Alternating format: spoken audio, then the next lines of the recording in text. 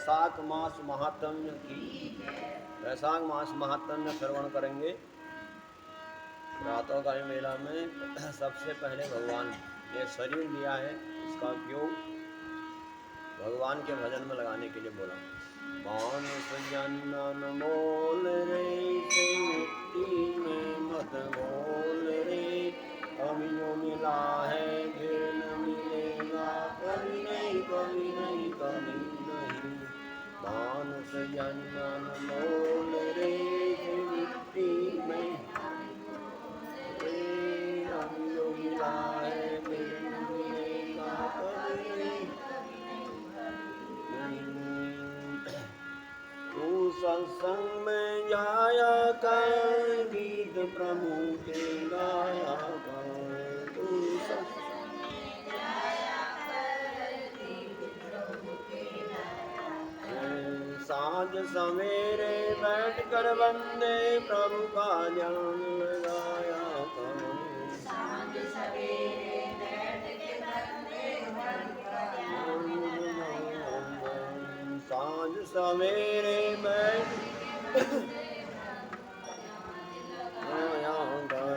नहीं लगता कछु मोल रे, माटी में मत रोल रे, अभी जो मिला है फिर नहीं मिलेगा, कभी नहीं कभी नहीं कभी नहीं लगता कछु मोल रे, इसे माटी में मत रोल रे, अभी जो मिला है फिर कभी नहीं कभी नहीं कभी नहीं।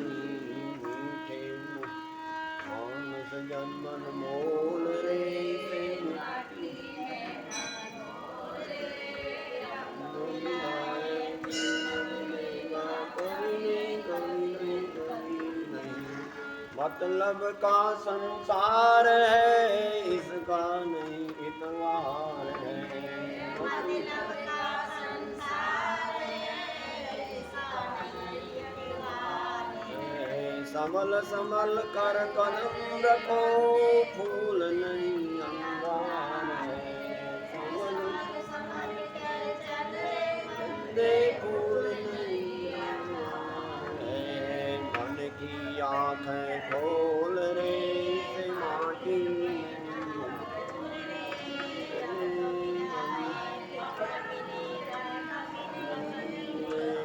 कभी नहीं कभी नहीं कभी नहीं। मानुष जन्मन मोल रे,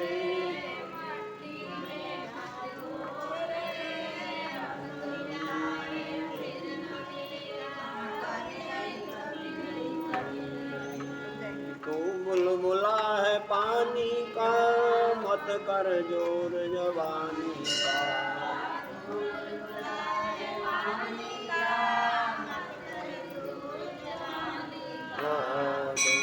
बुलबुला है पानी का, मत कर जोर जवानी का।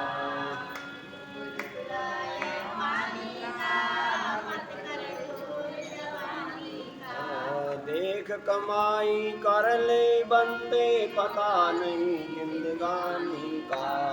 देख कमाई कर ले बंदे, पता नहीं जिंदगानी का।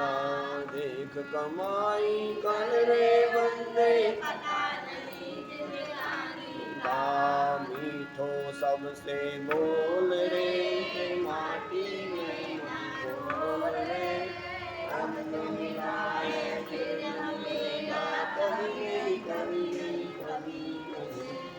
मीठो सबसे बोल रे, से माटी में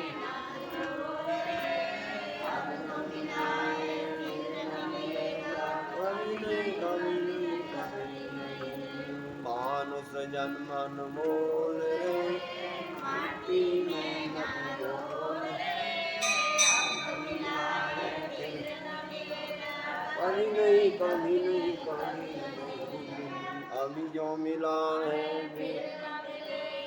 कभी नहीं कभी नहीं कभी नहीं। गुरु वृंदावन बिहारी वैशाख मास महात्म्य। वैशाख मास के महात्म्यों में कार्तिकेय के जन्म की कथा बताई गई थी, जिसको कि अग्नि ने गंगा में छोड़ा और गंगा ने सरपटे जंगल में, जहाँ वह बालक 6 भागों में विभक्त हो गया। 6 स्त्रियां जो कीर्तिकाएं थी उन्होंने अपना दूध पिलाया तो षडानन 6 मुख धारण किए, 6 आनंद। और तो कहते हैं कि भगवान शंकर और पार्वती जा रहे थे तो उन्होंने देखा कि पार्वती के स्तनों में दूध बहा। तो पार्वती ने पूछा क्या हुआ, तो भगवान शंकर ने कहा कि यह आपका ही बालक नीचे पड़ा हुआ है, इसका पालन पोषण करो,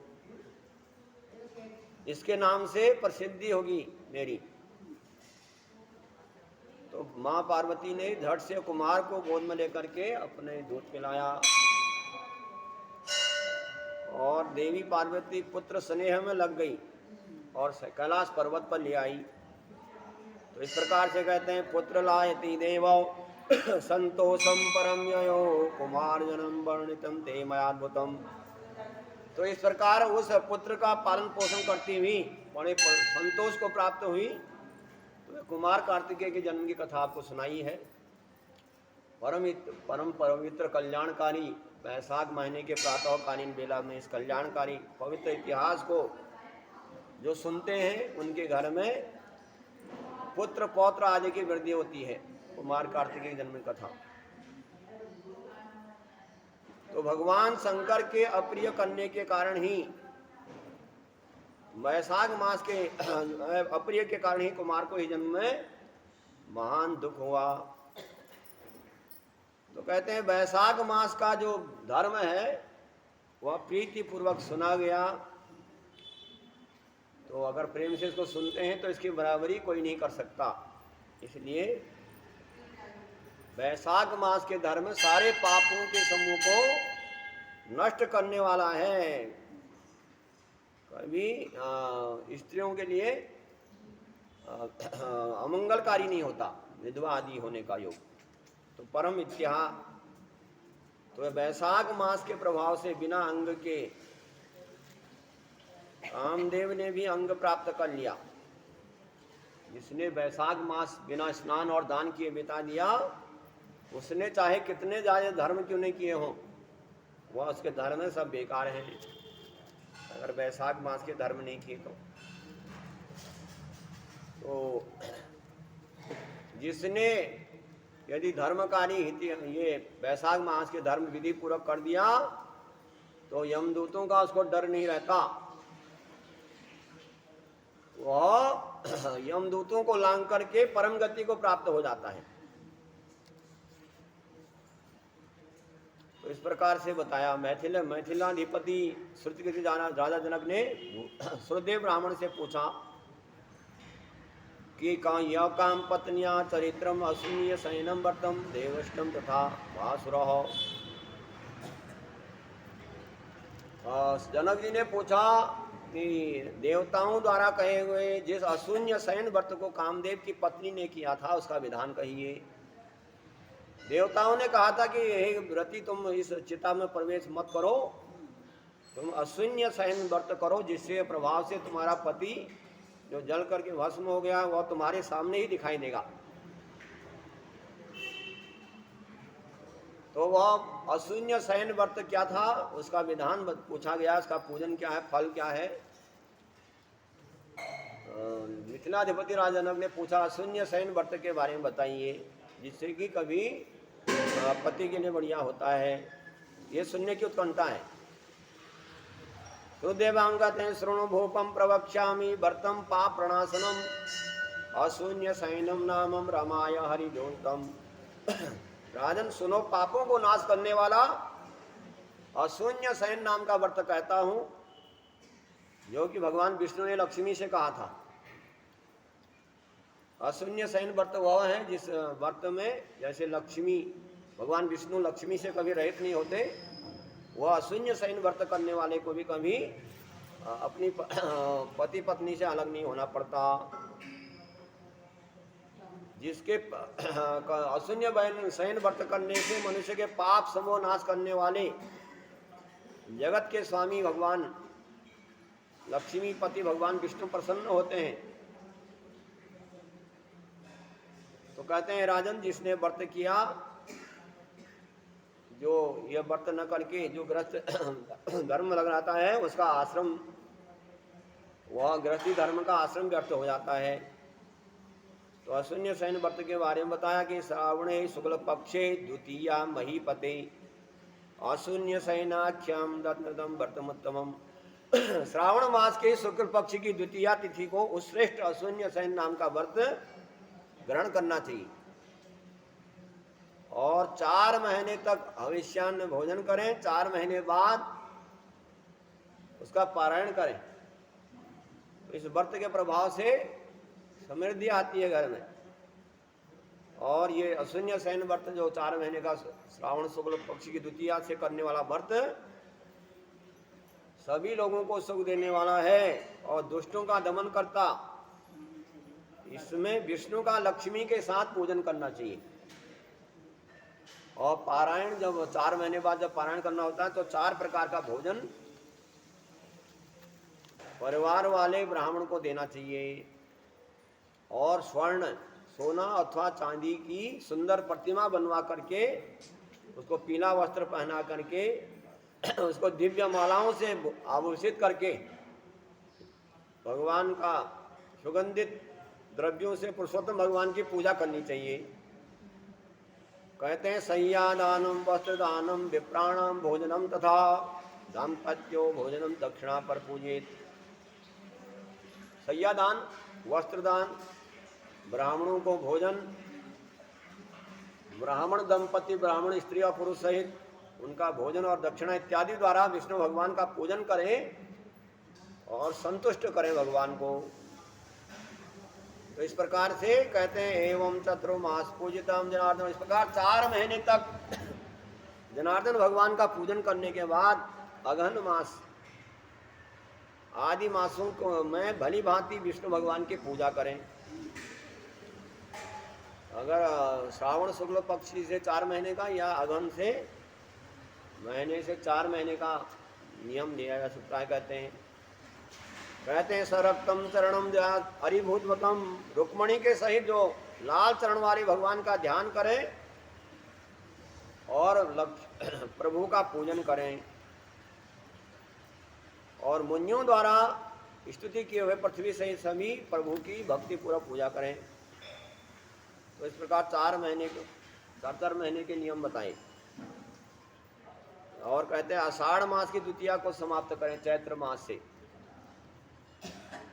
ओम नमो नारायणाय मंत्र का इससे हवन करें, 8 अक्षरों का मंत्र। अगर मार्गशीर्ष महीने से शून्य शयन व्रत करना है तो इसमें गायत्री मंत्र से हवन करें। पवित्र प्रज्वलित अग्नि में पुरुष सूक्त से भगवान विष्णु के मंत्र होते हैं, पुरुष सूक्त 16 मंत्र, उनसे हवन करें।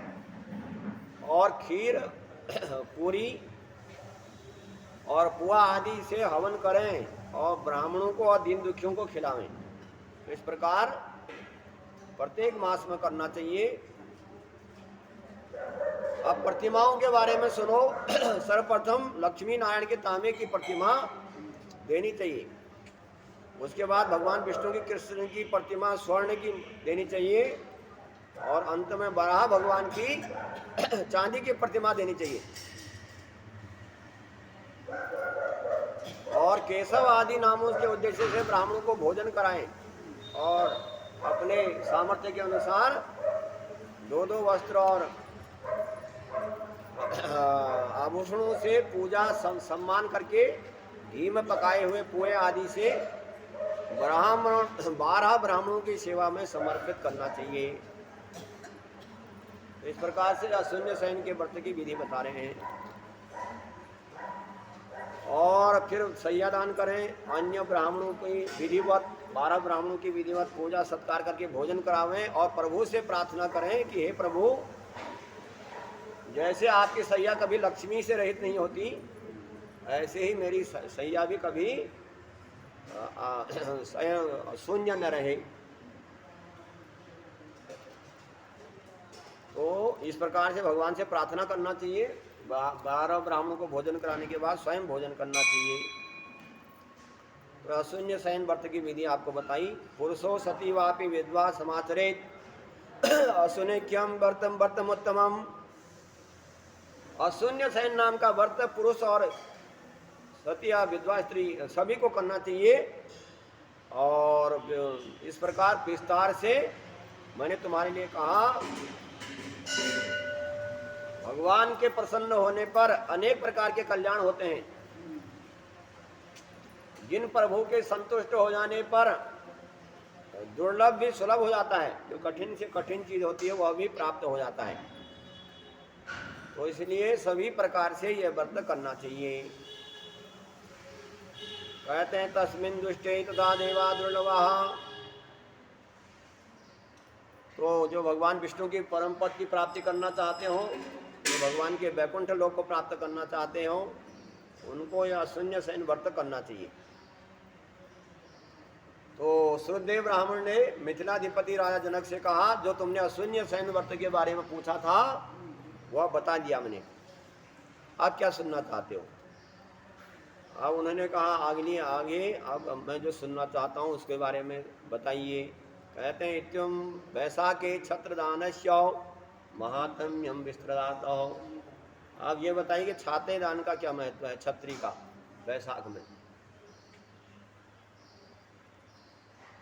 ये अशून्य शयन व्रत के बारे में तो पूछ लिया, तो अगला पूछा गया छाते का दान का क्या मतलब है, इसको क्यों करना चाहिए, इससे क्या कल्याण होता है। कहते हैं कि वैशाख माह के धर्म को सुनने से सुनोतम तैते वैशाखो वहम यदि वचनम श्रुत्वा यस्य पुण्यवर्धनम। क्योंकि वैशाख माह का महात्म्य सुनने से मेरी तृप्ति नहीं होती, अभी संतोष नहीं हुआ मेरे को। आपने अन्नदान का महत्व बताया, जलदान का महत्व बताया कि अन्नदान नहीं करने से वैशाख में पिशाच बनता है, जलदान नहीं करने से गधा छिपकली कुत्ते की योनि में जाना पड़ता है।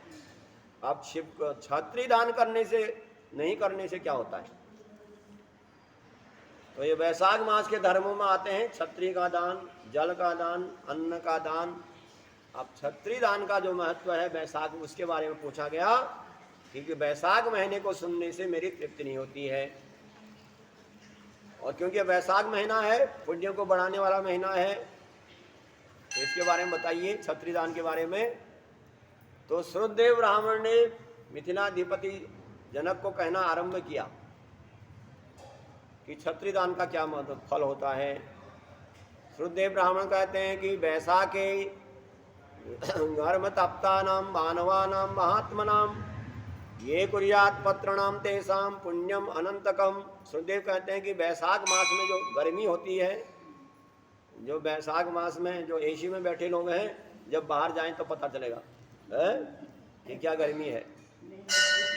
और जब घाम से मनुष्य तपता है तब उसको क्या हालत होती है। तो उस समय छाया की आवश्यकता होती है मनुष्य को। और जो मनुष्य उस समय जो धूप में जा रहे हैं उनके लिए छत्री दान करता है, उनका घाम की रक्षा करने के लिए छाता आदि द्वारा जो उनको या तो छाया करता है, उसके अनंत पुण्य की प्राप्ति होती है। क्योंकि वैशाख में जल की भी आवश्यकता है, इसलिए जल और छाते के में जल आवश्यकता है।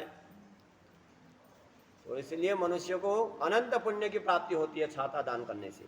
इस विषय में एक पुराना इतिहास, पुरानी कथा आपको बताते हैं कि छत्री दान करने से, छत्री दान नहीं किया तो उसका क्या हाल हुआ वैशाख मास में। ये उदाहरण के मार्फत समझाते हैं।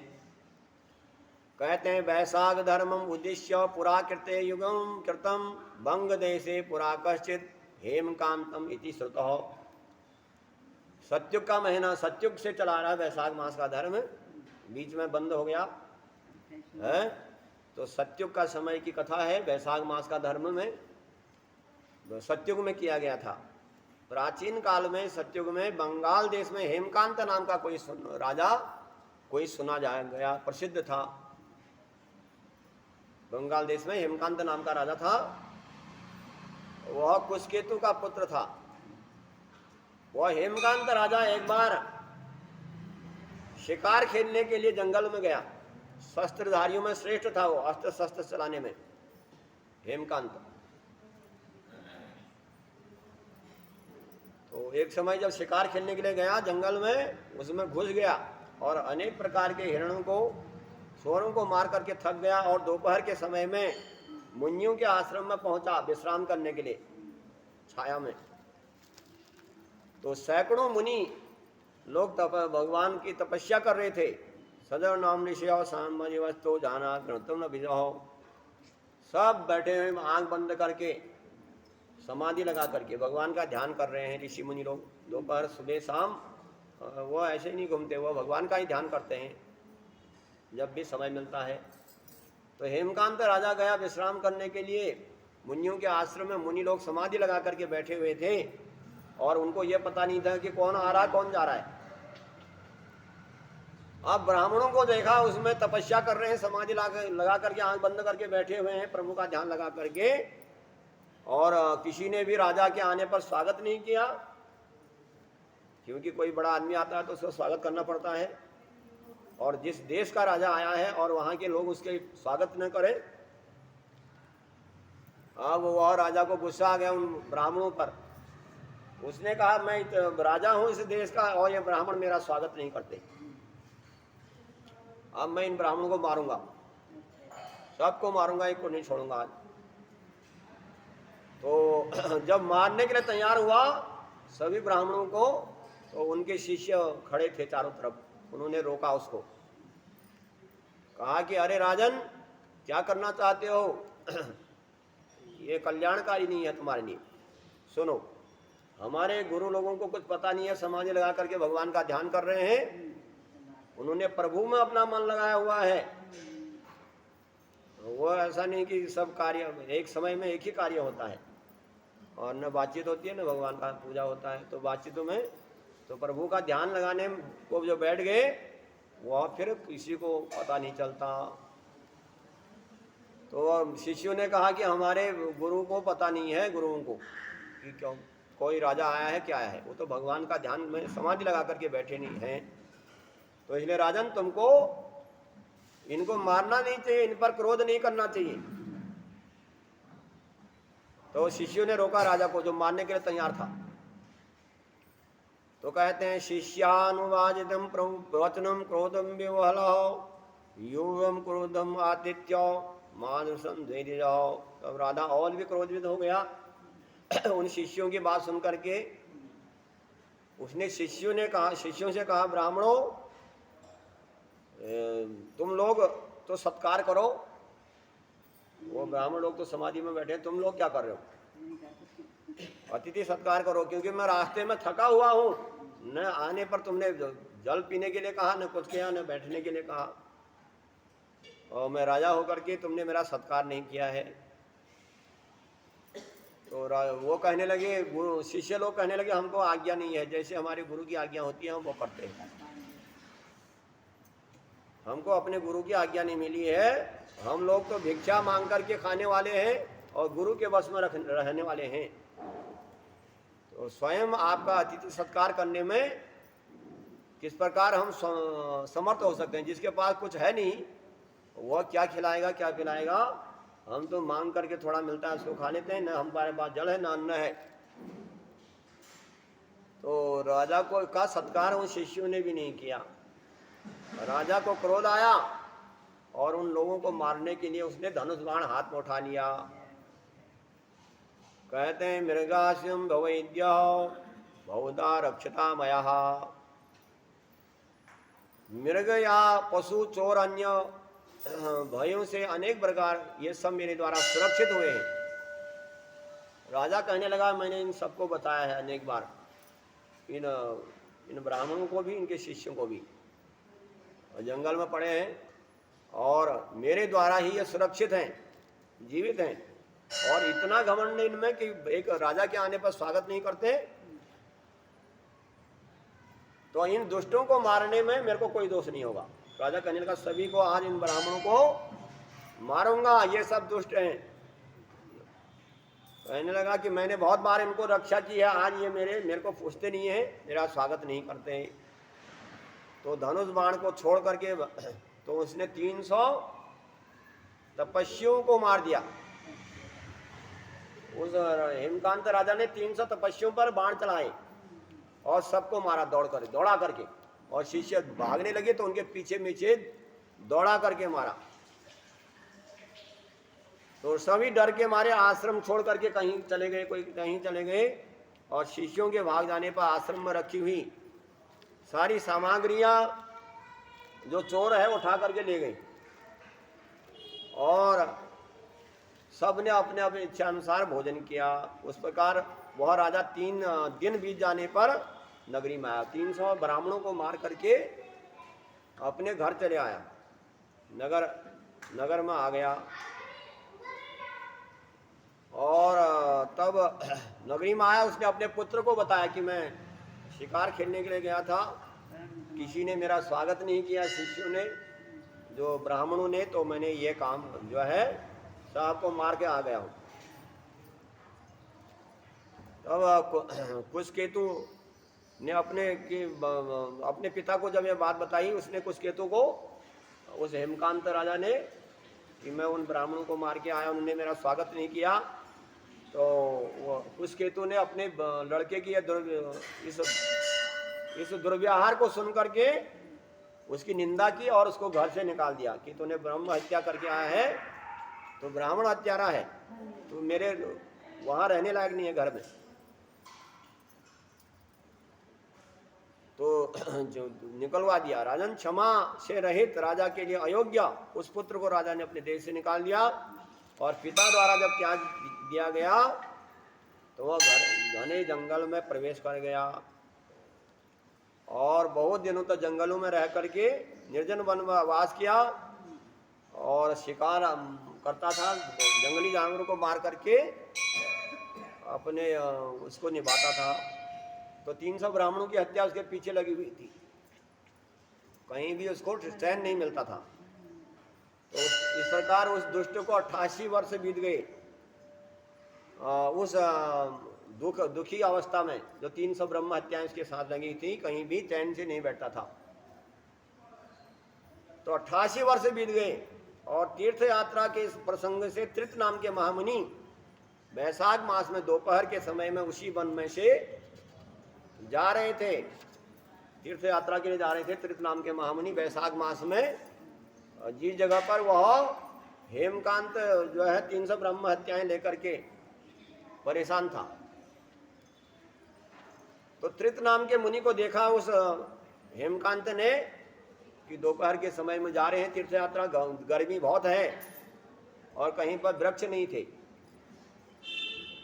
तो भाग्य से नीत हुआ राजा हेमकांत ने उस त्रित नाम के महामुनि को प्यास से दुखी देखा और थका हुआ देखा, तो कृपा की। उसने क्या किया, पलाश के पत्ते बनाए, पलाश के पत्तों से वायु कही, और उसका धूप से बचाने के लिए मुनि के सिर को मुनि को जल भी पिलाया तुम्बी से। और मुनि जो है प्यास से दुखी थे, इसलिए वो बेहोश भी हो गए थे वहां पर। तो इसलिए हेमकांत राजा ने देखा कि गर्मी से परेशान होकर के ये त्रित नाम के जो ब्राह्मण हैं इनको जो है बेहोश हो गए हैं, तो जल पिलाया और धूप से बचाने के लिए पलाश के पत्तों से छाया की। और उसके बाद उस पलाश के पत्ते की छतरी बना करके उस छाते को लेकर के धीरे धीरे वह त्रित नाम के महामुनि आगे चले, और जो हेमकांत राजा ने वह छतरी दान किया था, छाते का छतरी की थी, जिसके पीछे 300 ब्रह्म हत्याएं लगी हुई थी। तो उस छाते को लेकर के वह त्रित नाम के ब्राह्मण आगे पहुंचे, तो उसके पुण्य के प्रभाव से 300 ब्राह्मणों की हत्याएं, पाप नष्ट हो गया उसका। तो वैशाख महीने में छतरी दान करते हैं, उनकी बड़ी बड़ी ब्रह्म हत्याएं दूर हो जाती हैं। जैसे त्रित नाम के महामुनि को छतरी का दान, पत्नी की छाता बना करके जो दिया था, जिसको लेकर के चले। तो तो अब क्षण मात्र में ही नष्ट हो गई। अब हेमकांत राजा ने देखा कि मेरे 300 ब्रह्म हत्याएं कहाँ चली गई अभी अभी, और बिना कारण कैसे हट गई। तो इस ब्रह्म हत्या को छुटकारा पाने के कारण सोचने लगा। तो ऐसी स्थिति में यमराज के दूत आ गए और हेमकांत को ले जाने के लिए अब जो है उसको ग्रहणी रोग उत्पन्न किया गया। प्राणों के लेने के लिए यमराज के दूत आए हेमकांत को, और उस प्राणों के वियोग में दुखी होते हुए उसने यमराज के दूत महाकाय भयानक 3 पुरुषों को देखा हेमकांत ने। और उस समय वह राजा अपने पहले के किए हुए कर्मों को सोचता हुआ मौन रहा। 300 ब्राह्मण हत्या करके आया मैं, इसलिए यमराज के दूत आ गए, ऐसा मन में सोचता रहा। और उसी छाते दान का करने से वैशाख मास में जो त्रित्राम के मुनि का छाता किया था, उससे भगवान की याद आ गई। इसको भगवान का स्मरण हो आया, और जब भगवान को याद किया, छाता दान किया था, इसलिए भगवान की याद आ गई। वैशाख मास की धर्म में जो भगवान के नाम में इतनी शक्ति है, कितने बड़ा पापी हो वह सब नष्ट हो जाते हैं। इसलिए अंत समय में भगवान की याद आ जाना, अंत समय में जो मति होती है वही गति होती है, हैं? तो अंत समय में छाता दान करने से उसको भगवान की स्मरण हो गया, और भगवान विष्णु ने अपने मंत्री विवक्षेन से कहा कि तुम जाओ यमदूतों को हटाओ वहां से। वैशाख मास का धर्म का पालन करता है हेमकांत राजा ने छत्री दान किया है, तो इसलिए यमदूतों को वहां से हटा करके उसके पिता के पास पहुंचा दो, और कुशकेतु को समझाओ कि तुम्हारा पुत्र ने वैशाख मास के धर्म किए हैं, तो इसलिए इसको जंगल से घर ले आओ। तो इसलिए इसको फिर राजगद्दी पर बैठाओ। इस प्रकार आदेश दे करके जो यमराज के दूध लेने के लिए आए थे, जिसको 300 ब्रह्म हत्याएं समाप्त हो गई थी छत्री दान करने से, भगवान के जब याद आई है तो भगवान ने अपने दूतों को भेजा है कि यमदूतों को हटाओ। तो तुरंत गए, यमदूतों को हटाया उन्होंने हाथ में लेकर के, और यमदूतों को हटा करके हाथ से उस राजा को अंगों का स्पर्श किया, और वह राजा जो ग्रहणी रोग पैदा किया गया था वह उससे मुक्त हो गया। तो उसके बाद विवक्षेन भी ने उस नगरी में गए, और कुशकेतु चकित रह गए कि जिस पुत्र को मैंने घर से निकाल दिया था उसको वापस ले आए हैं भगवान के पार्षद। तो कुशकेतु ने देखा कि भगवान के दूत आए हैं, तो पृथ्वी पर पड़ करके सिर चरणों से प्रणाम किया, चरणों में प्रणाम किया, और अनेक प्रकार के स्तोत्रों से उनकी स्तुति की। इस प्रकार विवक्षेन ने कहा उसके पिता को कि तुम्हारे पुत्र ने क्षत्रिय दान किया है, तो ब्रह्म हत्याएं इसकी दूर हो गई है, और ये तुमको तुम्हारे पुत्र को हम घर ले आए हैं, अब इसको आप राजगद्दी पर बैठाइए। उसके बाद हेमकांत ने वैशाख में कहे गए कल्याणकारी भगवान विष्णु को प्रसन्न करने वाले धर्म को प्रतिवर्ष किया। तो वैशाख महीने के धर्मों को ब्राह्मणों का भक्त, धर्म में मार्ग में रहने वाला और मन में बस में रखने वाला, सब जीवों पर दया करने वाला हुआ। क्योंकि वैशाख माह के धर्म किए थे उसने, जो छत्री दान किया था, उसके बाद उसको पता चल गया कि वैशाख महीने के धर्म करने से कितनी पुण्य की प्राप्ति होती है। तो उसने हर वर्ष वैशाख मास के धर्मों को करना आरंभ किया, और मन को बस में रखने वाला हुआ, यज्ञों में दीक्षित रहने लगा, और पुत्र पौत्र से संपन्न होकर के वैशाख मास के धर्मों को करने के कारण अंत में विष्णुलोक को प्राप्त किया। तो कहते हैं दयालु सर्वभूतेषु सर्वयज्ञेषु दीक्षित हो, नक्षत्र वैसा मासश्चो धर्मा सुखवाप्नुयात्।